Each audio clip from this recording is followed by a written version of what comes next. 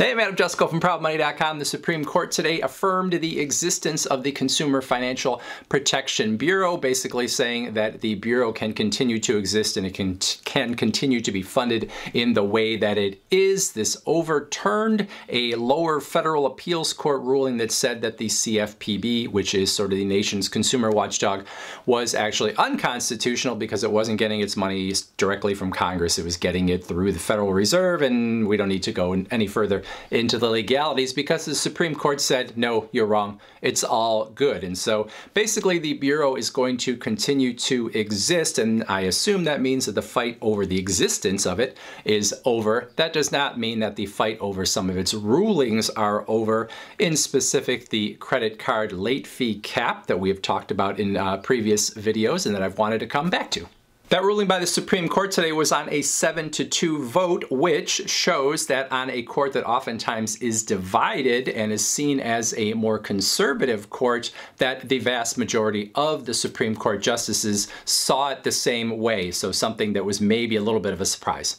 Now, the fact that the Consumer Financial Protection Bureau will continue to exist does not necessarily mean that it will continue to exist in the same form over time. When it was created in 2010, it was after the financial meltdown of 2008-2009, when all the mortgage market went crazy, people taking out mortgages they couldn't afford, people offering mortgages that they kind of knew that people couldn't afford in order to make short-term money. So a consumer watchdog was sort of created that was going to be this sort of overarching consumer advocate watching out for unscrupulous business practices, especially in the financial markets. So when Obama was president, when this was actually created, there was a little more teeth to the agency to go after some companies that were doing things they shouldn't have been. When Donald Trump became president, basically gutted it, put somebody else in charge, and their charge was to not enforce the rules, not create any new rules, basically not do anything. The Bureau still existed in name only, but nothing was being done.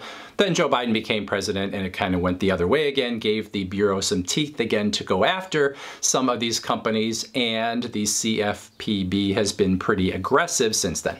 Which brings me back to the credit card late fee cap that was supposed to go into effect earlier this week. I mentioned in a video last week that Capital One had already been complying with it before they actually legally needed to do so, and the other credit card issuers were not. And part of the reason was because this past Friday, a judge had to make a decision as to whether that was going to go into effect because there was a lawsuit over this credit card late fee cap. Well, what that judge did was he gave a preliminary injunction, which basically means halted the ruling from going into effect. But part of his ruling was on the fact that the Federal Appeals Court previously had said that the Consumer Financial Protection Bureau was unconstitutional. So he kind of kicked things down the road a little bit by doing this temporary hold, hoping that the Supreme Court would say whether the CFPB was constitutional or not.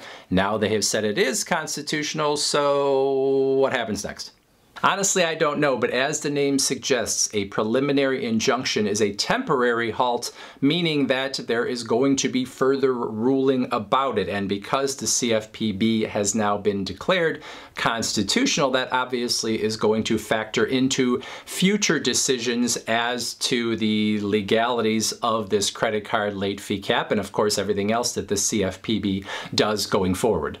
So that is the news today. Depending on your political leanings, you might see this as a great victory with the CFPB being affirmed as an agency that can hand out these regulations to make financial firms play nice, or you might be grumbling in defeat. Either way, I would love to hear your joy or pain in that comment section below. Otherwise, I thank you for watching, and as always, please go to ProudMoney.com where we do credit card reviews, we talk personal finance, we talk deals, and all sorts of other fun stuff too. If you're not going to leave a comment or go to the website, I think the video you're probably going to want to watch next is that one.